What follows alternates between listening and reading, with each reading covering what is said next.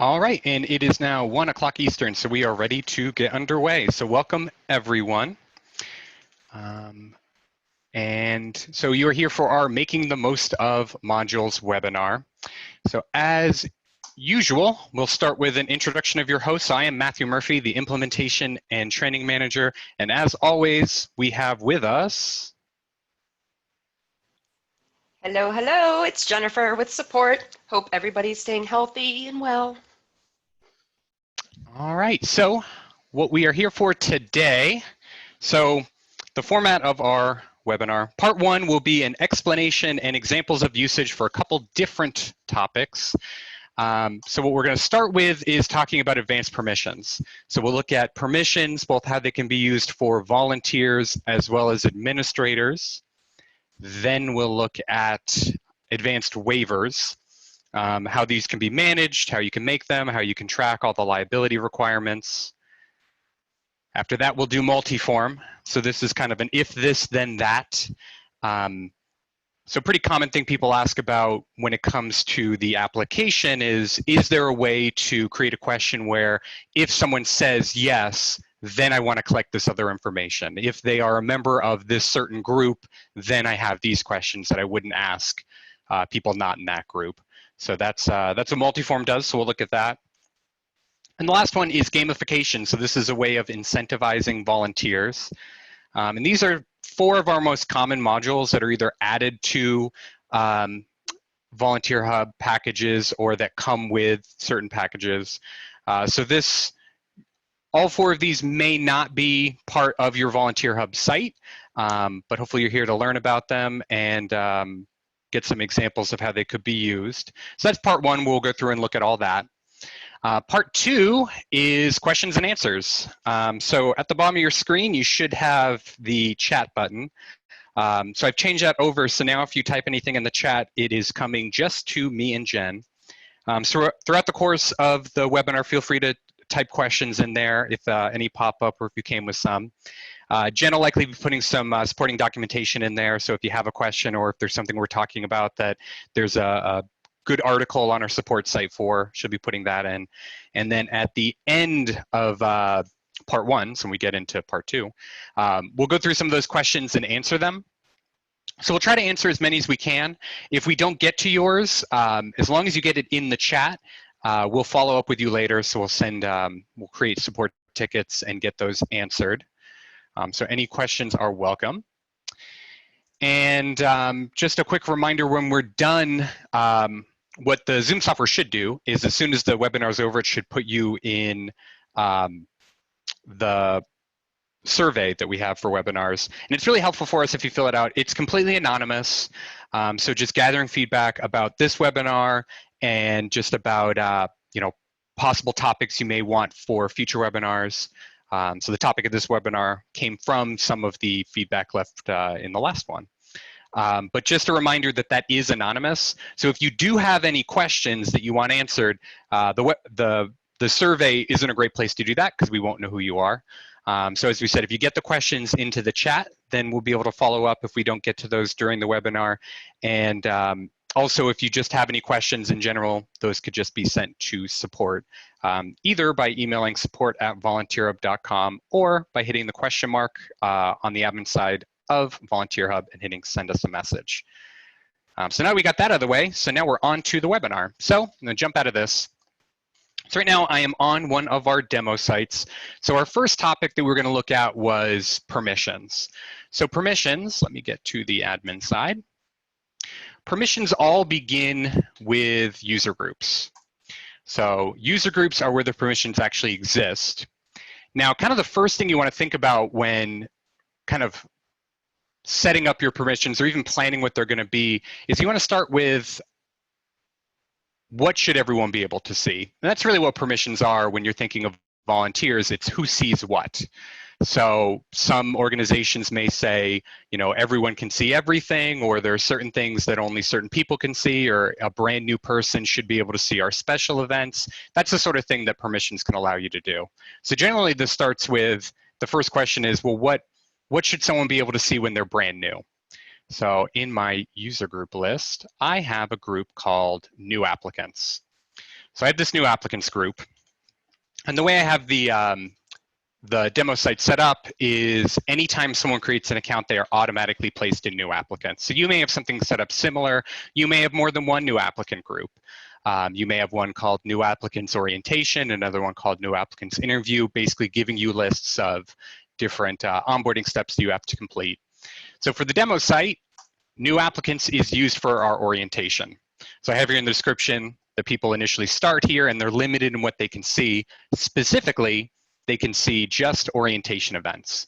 So someone creates an account, they're in this group, all they can see is orientation. So anytime you're doing something with a group that's going to have a permission, in the description you want to write what that is. Once on the demo site, when someone finishes orientation, I then move them to approved users.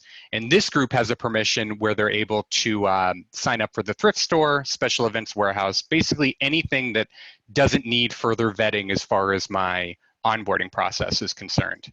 So you're in here, you can sign up for these 3 types of events. Underneath that, I have a series of more specific roles. So one is like approved mentors. This description just says that users in this group can sign up for mentorships. So if you see, mentors is underneath approved users. So it's kind of a sub user group of approved users. So one thing to know about permissions is they do flow downhill. So if I had a user and they were only in this group, which would be giving them access to the mentorships, they're an approved mentor, they would also have any of the permissions in the parent groups. So they would have any permissions that the approved users have. So these are already here. So if I wanted to add one, so what the process would be is, let me jump over to my event groups. So we said user groups were important for this because that's actually where the people exist. That's where the permission is set up. But these are obviously referencing a type of event. So like mentor is referencing an event group I have for mentoring. So if you're setting up a permission to allow someone access to a type of event, you would need a corresponding event group for that. So one that I have here that I don't yet have a permission for are my office positions. So let's say that was also something that needed further vetting. So I wanted to have a group that would grant people specific access to my office position events. Then I would need a user group. Just based on the structure, I'd put it underneath approved users. So I'm just going to add a subgroup there. So like creating any group, the first step would be give it a name. So I'm going to call it approved office volunteers. So step 1, give it a name. I already have it categorized. Now the important part with permissions comes down here in the administrative description. So the administrative description obviously are things that only you and other admins would see. But anytime you're doing something that is permission related, you want to write here what the permission is. So an easy way of thinking about it is, well, what's special about this group? So this would be something along the lines of users in this group may sign up for office positions events. So just referencing the event group. I'll leave this as an admin only group because part of the workflow on the demo site is, once people are approved to do that, I would just manually move them into that group. But you could do other permissions as well, other membership control to get people into this. So I'll save it. So now it's here. So just because I have this group and I wrote this description doesn't yet make this so. Anytime you're doing something with a group that's going to have a permission, it's a 2-step process. So step 1 we just did, create the group, give it a name, put in the description what's special about them. Step 2 is to go up to the question mark and do send us a message. So what you'd be doing is sending a message to VolunteerHub support, so specifically Jen, because the permissions are actually set up on the back end. And if all I needed was this one group set up, really all I'd have to say in that message would be something along the lines of, ready to set up permissions on my approved office volunteers group. So that'll go in, get sent to support, goes to Jen. Jen would then come to your site. She'd find that group. She'd read the description. The description acts as her directions. She then set that permission up. She lets you know that it's done, and then that's it. Then this group does this thing, whatever the permission is. And if you want someone to have that right, you would just put them in the group. If you want to take it away, you just take them out of the group. The only reason you'd have to reach out to support, again, concerning this group, is if you wanted to change the permission. So anytime something has to be adjusted with a permission, you would just send in a ticket to support. If I just made all of these groups and I need them set up, it'd be kind of the same thing. I could just say I need to set up my approved users and all the subgroups, because again, you'd be writing out in the description what's special about that group, what the permission should be. And this is probably the most common use case for permissions, is tying it in with onboarding, deciding what new people should see, and then also something like mentors that maybe has a special process. Now, someone did just ask, is there a cost each time volunteer has to set a permission? No, there's no cost at all. I mean, once you have permissions, us setting that up for you, there's no cost there. Just like anytime you reach out to support, if you send a message to the support, there's no cost with any of that. So if you need these set up, if it's a regular thing that you're doing, then that's fine. Just as you set them up, just reach out. The turnaround time on that, if you've reached out to support in the past, it's pretty quick. But do keep in mind that our hours are Monday through Friday, 8 a.m. to 5 p.m. is when support would be available to assist with things like setting up permissions. So that was talking about approved groups. Now, that's not the only use case. We said we're going to talk about administrators, but before that, one kind of overlooked use case for permissions is a negative permission, specifically denying someone the ability to log in. That's probably the most commonly used. And that's actually something I have set up on the demo site for this group. So I have a group here called I Need Court-Ordered Community Service Hours. Now, the way on the demo site that I'm using this group is it's a checkbox group, meaning when someone's creating an account, before they fill out their profile, they have that list of checkbox groups that they can join, so they're able to specify that they need court-ordered community service. If I actually go into this group, you can see I put a public description on it that's telling them that they'll have to provide a letter from the court and that they will not be able to log in until after the screening process. So I actually want to put a hard stop on my people requesting court-ordered community service. So on this, in the administrative description, I said users in this group are not able to log in. That would also go to Jen. Jen could set up that permission. Now, it's good that you would tell people ahead of time that that's going to happen so that they know they're going to be locked out. And so people would join this group. I'd put them through that onboarding, checking to make sure they have a letter from the court or whatever the process is for court-ordered community service. And then I also had a group that I'd move them to that would then allow them to sign up for the types of positions that I want court-ordered volunteers to be able to do. Another use case for a deny login permission, some organizations may set up a user group called like blacklist or can't log in, whatever you want to call it.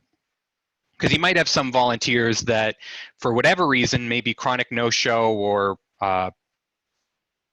breaking rules, that you want to ban them from volunteering. Now, you may not want to delete their profile because you may want to maintain the data that they had volunteered in the past and have that in there. But you could create a group for that, give it the permission that they can't log in, and move people into it. Once they're in that group, they can't log into the site. They'll get a warning message that their account is unable to log in. And then if you wanted to remove that, if maybe it was just a probationary period thing, by removing them from that group, then that would no longer be attached to them and they'd be able to log in. So those are just some use cases for how you can use permissions with your volunteers. Now, we said that you could do it with administrators as well. So if we scroll down, I've got a header for limited administrators. I've also got my group for super users. So super users is the admin group that is in VolunteerHub by default. And if you were part of implementation, you were set up as a super user at the beginning. So super users have admin permission to everything. They can do everything in the site. They have access to billing, all the settings. But of course, you may have administrators that you don't want them to be able to do everything. There might be a specific role or a specific set of things you need them to do. So for that, you would create groups just like we talked about with the approved volunteers. One thing that we'll send out in the follow-up email after the webinar is over is some links to some articles, and one will be the article about advanced permissions. A whole section of that article is about administrative permissions, because sometimes it's kind of hard to map out what rights do you want someone to have, and Jen just linked to it in the chat. What rights do you want someone to have when you're not exactly sure what the possibilities are? But probably the two most common, one is right here, is making a group called reports only. So maybe you want someone to have read-only access to everything. You want them to be able to see all the events, everyone that signed up, all the profiles. You want them to report on all that information. You just don't want them creating events, you know, editing people's profiles, deleting stuff, because maybe they're just kind of an administrative role like that. So that's a pretty common one. Another is, in here it says area coordinator. So this is kind of in here as an example, just to give a description of what that could be like. But what it would specifically be, if I go to my event groups, I might have someone that I call like a thrift store admin. So if I wanted to do that, I want to set up, I'm going to add a new one. Let me make this smaller. And add a group. I'm going to call it thrift store admin. And maybe I want them to have full admin access to thrift store events. So that might be what they do. If we, again, the process would be the same. I'd save this. I'd send it to Jen. There'd probably be more permissions I'd want to give them. I probably want them to be able to run reports. Maybe I want them to have access to on-site and kiosk. Again, that document that lists out the permissions can be really helpful. So you're basically picking from there what admin rights you want them to have. But if we actually set this up and they had full access to the thrift store events, and we had someone with that permission, if they logged in and they came to the event groups page, they would see this and only this. They wouldn't see any of these other event groups because they don't have access to it. They wouldn't administratively see any of those events. If they went in to create an event, their only options would be to categorize it in one of these 4 event groups. They would only have access to the recurrence masters that were created for these. So it really limits what they have access to, but also it kind of cleans up the site to what is in their purview. So it can be nice for them as well because they're not seeing everything. So that's something that comes up a lot when I'm talking to super users is, you know, they're seeing a lot of things. They're seeing every event group. And if you have a really big volunteer program, you could have a pretty expansive hierarchy here of different events, and you might have a lot of recurrence masters. But if you're kind of just overseeing the site, but it's really the department heads that are in charge of the day-to-day operations for these different departments, these different areas. The site is a lot more limited for them. They're not seeing everything. They're just seeing what they need access to. So that's kind of an example here where you might make a group, give them specific access. And you know, I'm saying full admin access to thrift store events, so I'm specifying that event group. But I could do the same thing if I only wanted them to have certain access to a type of user. So I could specify that they can only see users in certain user groups. So it's not just access to events and people. You could then also specify which event groups, which people that specific admin should have the rights to access. All right, so that is the most common use cases for permissions. So the next thing on our list was to talk about waivers. So waivers, if I come here, advanced waivers. Now I already have some in here, but if you don't have any, the first step would be that you need to add one. So you'd be creating your waiver. So I'm gonna add the waiver. Step 1 is to give it a name. So give it a name. Best practice would also be to add some sort of identifier like a version number or a year. The reason for that is once you have a waiver in the system, once at least one person has signed it, it's now locked in. You can't edit that waiver anymore. You can't delete it, which makes sense because you can't change the wording on a legal document after someone's agreed to it. So this is locked in. So if I just called it this as the name. If in 2022 the lawyers come and they say they changed 5 words, here's the new one, well, I'd be uploading that as a brand new waiver, and just by putting 2020 here, it just helps me keep track of which one in the system I'm attaching at what time.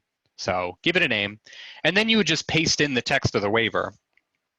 So you put in whatever the language is, and then decide when it expires. So you might say people only have to sign it one time. It expires on a certain date for everyone. One thing to keep in mind with this, so let's say it expires every January 1st. If someone signed it on December 31st, it would expire the next day. But that might be what you want. It expires for everyone on the exact same day. I think most common, other than one time only, would be expiring after a certain number of days. So you might say 365. So every person is signing it once a year, but they each have their own kind of personal countdown. So if I sign it today, I wouldn't have to sign it again until June 11th, 2021. The last is basically that it expires every time they sign it, and they have to sign it every time. So this is, I want them to agree to these terms every time they sign up for an event with this waiver. So you choose your expiration. And the next important thing to know is what I just mentioned, when they sign it. So volunteers do not sign the waiver when they sign up, when they just create an account. They sign the waiver when they sign up for an event that has this waiver. So the reason for that is you could have different waivers for different types of events. So it's the act of registering for the event that has this waiver attached to it that kicks that off and makes them agree to it. Now let's say I had different types of events. This is the one I use for the thrift store. It's also the one I use for the warehouse. Someone signs this today when they sign up for their thrift store event. 3 months later, they go to sign up for a warehouse event. So completely different event type that also has this waiver. It's not going to make them sign it again because it's still sticking to that 365 for this waiver. So it's really attached, that expiration is attached just to the waiver. Now what happens when they sign it is also dependent on who that volunteer is, specifically their age. So if the volunteer signing up for that event is 18 years of age or older, then as part of the sign-up process, they hit the sign-up button, then they'll, and actually let me show you this. So I already have some waivers in the system. So if I come to volunteer view, my account is over 18, I'm gonna sign up for this mobile pantry, click sign up, immediately puts me on the waiver, and I have to agree to it before it's gonna let me sign in. So let me sign up for that event. So now I'm signed up for the event. If I were under 18, then if I come back here, you'd have your waiver. Then it's going to automatically add signature lines to the bottom of that waiver for parent or guardian.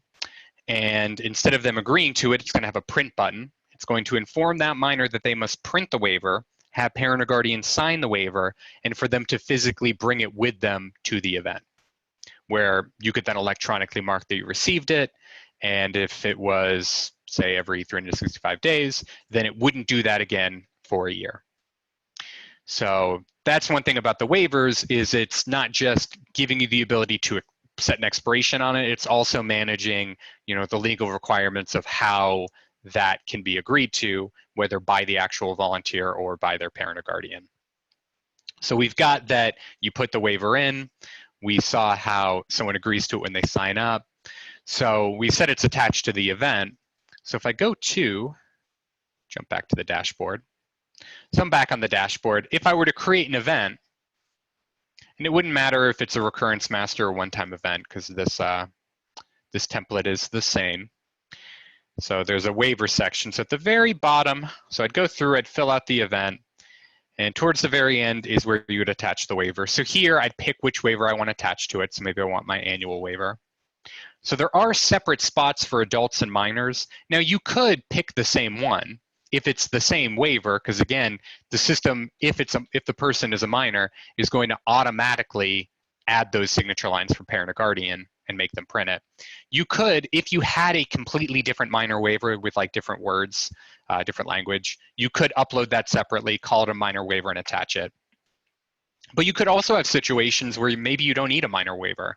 Maybe you do need adults to agree, but maybe any minor coming to this is going to be part of a school group and the school itself is handling liability. So with this setup, if the person signing up was 18 or older, they get prompted for it. If they're under 18, it just skips the waiver altogether because there isn't one.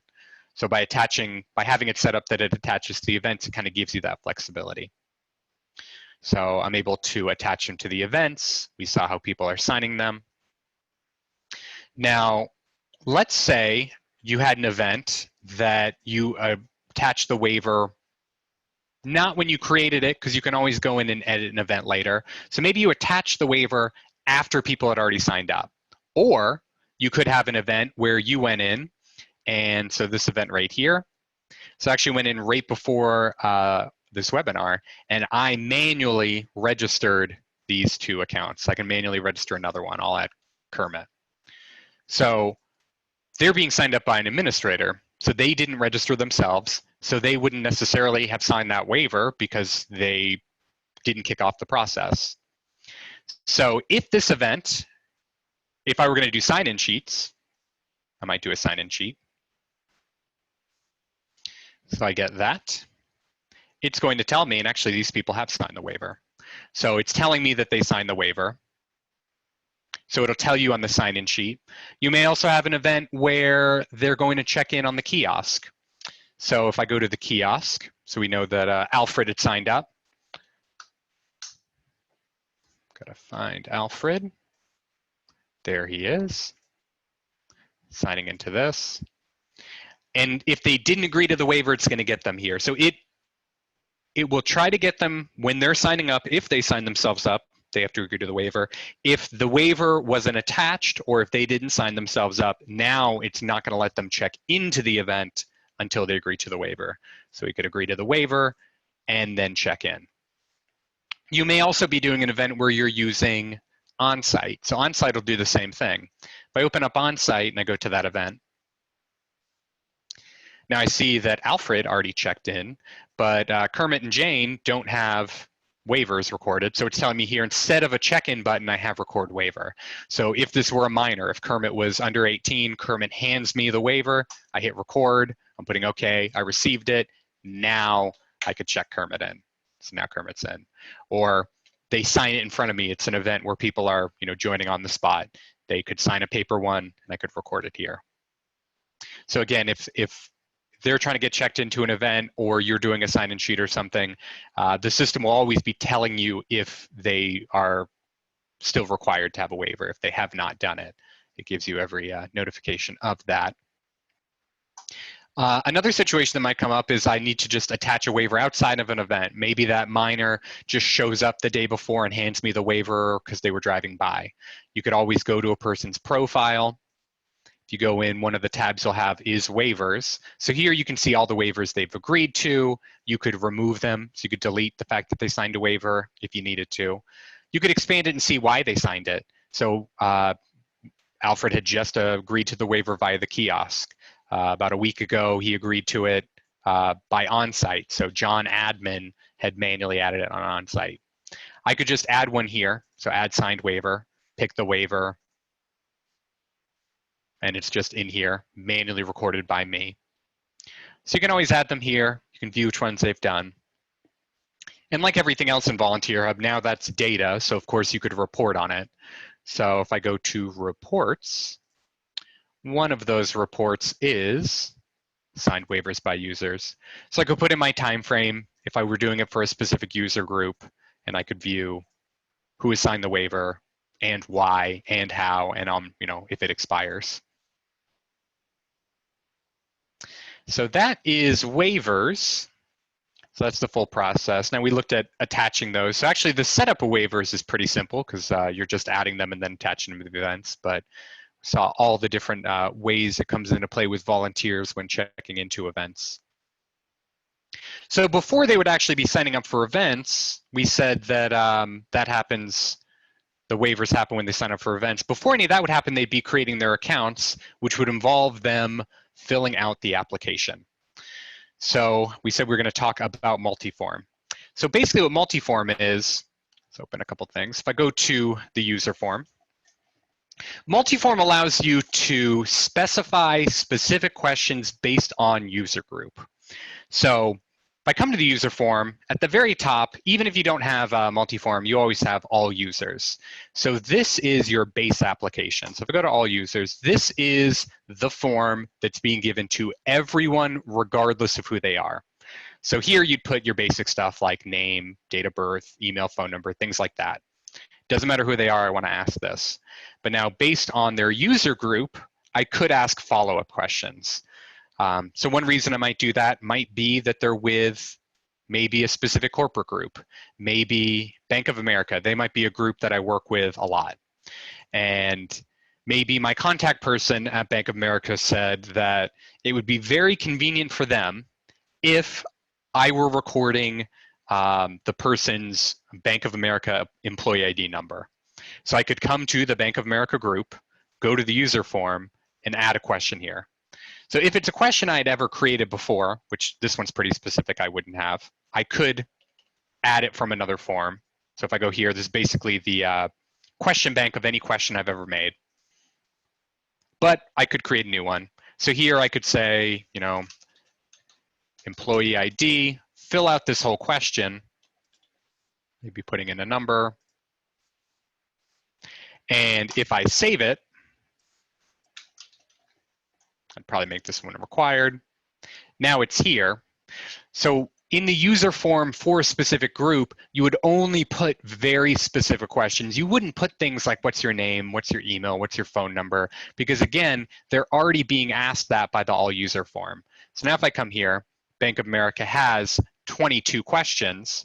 Now that doesn't mean, we already saw, I only added one question because this is telling you the total number of questions someone in this group would have. So someone in the Bank of America group has the 21 questions that everybody has plus the one I just created. So in any group you could do something like that.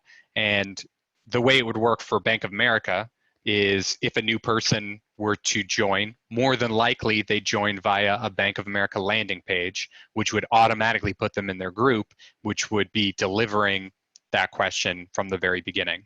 And we'll look at what it looks like for a volunteer in a second.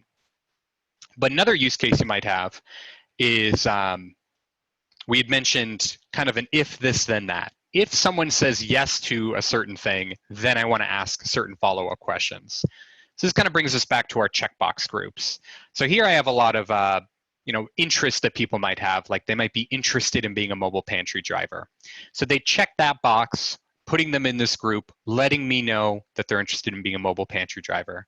Now, what I use this group for on the demo site is kind of part of my onboarding process because I would need to know who's interested so I'd know who to put through that process and eventually make an approved driver, opening up those driving shifts. But on this group, I have in the user form, I'm asking their driver's license number. So another example, maybe I don't need everyone's driver's license number, but if you want to be a mobile pantry driver, then I do. So I added that question here. So if we come to the demo site, so we can see what it looks like when someone's creating an account. So create an account, make up a username, make up a password. I don't have a join code. So I get to my affiliations page. Now, if I don't check any of these, then I'm not in any of those groups. So the last question on my form is me uploading a photo. If I check the box that says I'm interested in being a mobile pantry driver, puts me in that group. Now my last question is entering my driver's license number, which is required. So anytime a question is added to the form, it just amends it to the bottom. And it would be putting those, so if I go to user form, it's the order that these groups show up. So if I were also in Bank of America, it actually would have had the Bank of America employee ID question before the question about my driver's license number. So that's really how user form or multiform works, is adjusting the user form based on their groups, adding specific questions, because maybe you don't want to have a very long application, but there's a lot of data you need if a person wants to work with children or is part of needing community service. All right, so that is multiform. Now the last thing on our list was gamification. So gamification We'll start with looking at it from the perspective of a volunteer. So if I go to volunteer view, if gamification is turned on, then up here I'll have this little points button. So it'd be telling me how many points I have. Now I don't have any, but if I click here, I would see if I did have any, I'd have my total number of points. I see information here about the whole point system, and I'm seeing a 30-day top 10 and an all-time top 10. Now I have no points, but the way I would be earning these points, if you look at these events, they all have a point value. So as I get my hours in volunteer, so once I check into this event, I would get 12 points. So that's what the volunteer sees. They're able to earn points by volunteering at events. They're able to track their progress here, see how many points they have, see what other people have, and how they could use them. So what you would do as an administrator, so for the admin side, kind of the first step is you'd have to put together, I guess, kind of like an economy. So when you're creating an event, there's a spot to put in the points. So you'd have to decide how many points do different events give people. So maybe I have an event that's going to be from, let's say this is noon to 3. So it's a 3-hour event. So I might just say, okay, well, then it's worth 3 points. But maybe this is an event that I'm creating that I have historically I've had a harder time attracting people to. So maybe I want to give this double points, so it's 6. So you come up with whatever kind of scale you're using for points within events. Put those in there. So that's how they're earning those points. Now we saw from the volunteer side that they were able to see what they could do with those points. So you'd have to put together as well an explanation for that. And that's done through your default landing page. So if I go to landing pages and I go to default, so your default's just your main page. So for this, that's just abc.volunteerhub.com. So you should already know that you can come here and you can edit the messaging. So I have like the schedule message shows up on the main page. Scroll to the very bottom, there's a points message, and this is just where that explanation existed. So I just put in what the points are, giving them an explanation, examples of how they could redeem them, what are they for. Maybe you link to an external site. You might have a page on your website that talks about like a store of shirts and hats and things they can get, or whatever you're using them for. And I put all that in.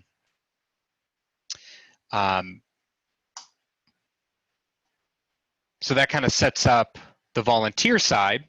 They can earn them, they can see them.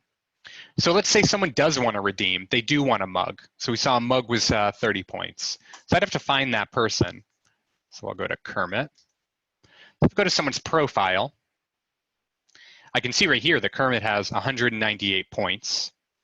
I have a points tab where I can go in and see why he has those points. So I'm able to see every event, every reason that he's accumulated points. If for some reason I wanted to take some points away, I could just delete that record.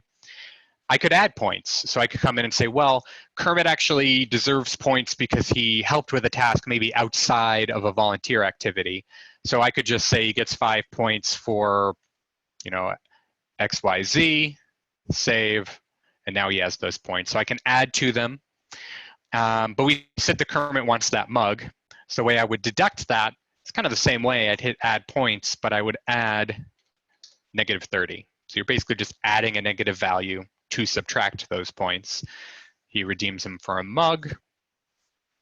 Now he's down to 173.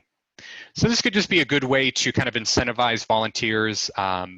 If you have things like shirts, hats, anything like that that you wanted to incentivize. The difference between this and simply using their hours, so Kermit also has 84.03 hours. Those are never going to go away. You're not going to subtract hours from somebody. Really, the only way to do that would be to blank out his hours in that event or remove them from the event, which would be getting rid of data that you probably need. So points are kind of a stand-in for that because they can go up and down as they redeem them. And like everything else we've talked about, this is data in the system, which would mean I could report on it. So if I go to reports and scroll to the bottom, there is a points by user report. So here I could specify the date range I want to look at. So maybe I want to look at so far this year. if there were specific users I wanted to see or associated with specific types of events. Do I want to also include points that were added manually, like we just looked at? And this is going to give me everyone that's had any movement on their points. And if I expand this, I can see why. So I can see here's Kermit gaining 5 points that we just added and redeeming for that mug. All right, so that is gamification. So that was a quick look at 4 of the most common modules: permissions, waivers, multiform, and gamification. All right, so now we're on to the question and answer session. So we're going to open it up for any questions. Jen, did we already have something to start with? Cool. Yeah, I've been answering a few of them that were more specific, but let's see. Well, I think you answered maybe also that there's not a cost each time we adjust permissions or set them up. Mm-hmm. You may have also addressed that directly. But if permissions need to be adjusted, support team can do that at any time. Charlotte had a tip about when you create a waiver, not to include signature lines in the text of the waiver, just because there's nothing for them to sign. Yes. So especially if it's for adults, we saw the process. They're going to be checking a box at the bottom they accept. So having a signature line is kind of superfluous. And if it's for minors, there's still no need to add that because the system itself is going to automatically add those signature lines. So if that's already part of the waiver, maybe you have as a Word document, you could just omit that when you're pasting it in the waiver text. And then Carolyn had asked if you can change the expiration of a waiver. And that probably, kind of nicely leads into the fact that you can't edit a waiver once it's been accepted. And you can see here that these have been signed. Once they've been signed, it's now completely locked. It'll show you the waiver, but you can't change anything about it. So that if you did want to ask, if the lawyers come back with additional language they want to add to the waiver, what would you have to do? Yeah, that you'd have to just add a new waiver. So that's why you might add. So let's say I needed to add the liability waiver. Let's say it was still 2019 and they came back really soon after I'd already done it. I would probably, what I would name it is probably that. I'd still keep the year. Maybe this is the version 2 and then just paste in the new one. Then go into events that haven't occurred yet. Especially the recurrence masters, and just change over the waiver attached to this new one. And then of course you'd need to edit your masters and your events to add the new waiver. Yes, so we saw adding it to an event, but if it's a recurrence master, you just go into the recurrence master, edit it, scroll down, and just right here, I can change this to our 2019 ones and save.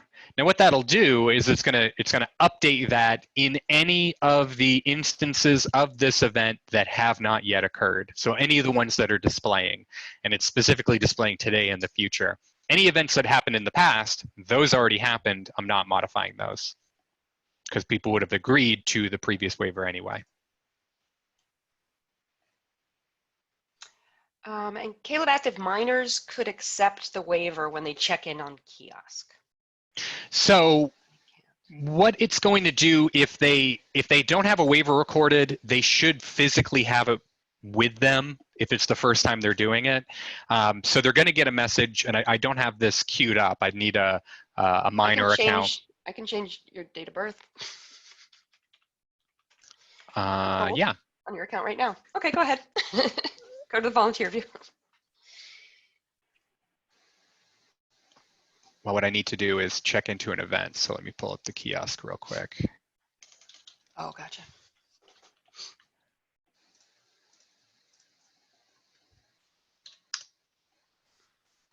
Just logging in with my VolunteerHub credentials. Let me pull up that kiosk. My name is Matthew. Checking into that. See, I already agreed to it. We need to remove it from my account. Oh, gotcha. I can do that too.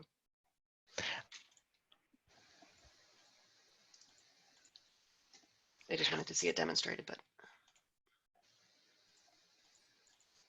Okay, you can try again. Am I still logged into the event already? I took you off. Ah, you're good. There I am. Ready to check in. There we go. So it's not going to let them check in. So again, if there's supposed to be a waiver and the person doesn't have it on their account, it will not let them check in. So this is where it's going to tell them to go see a member of your staff to hand it in, and you would be able to electronically mark. So they wouldn't be able to check themselves in at the kiosk until the system knows they have a waiver. And could you show that you can do that in on-site or on the user's profile? Yes. So we saw I could go to, so I could find that person, go into their account. If I were sitting at a physical computer, this is probably what I would do. Go to waivers and then just add it here, pick which waiver and save. But if I'm at the event, I'm not going to do that. I'm probably just going to pull up on-site, especially if I were the person in charge of that event. I guess that's not the event I am signed up for. There it is. So then I would just hit record waiver. So doing that brings up the same thing. I'm recording the waiver. And now I would probably just check them in, but you could tell them to then go over to the kiosk and now they could check in. Now I'm checked in.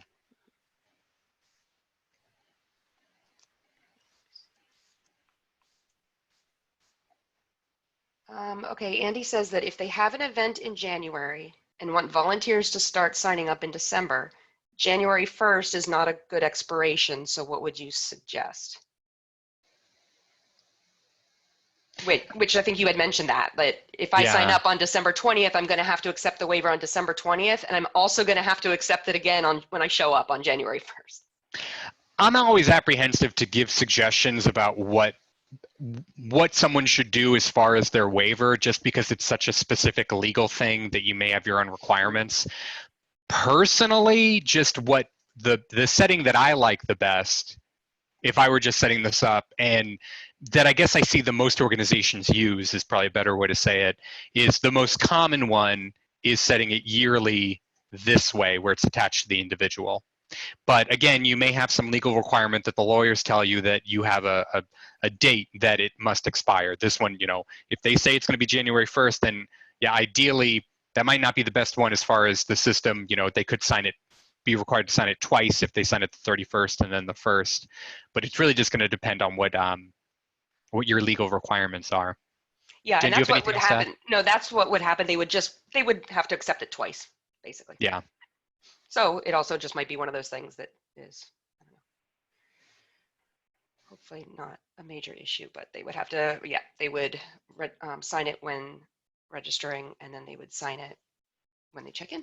Yep. That's the last question that we have here. All right.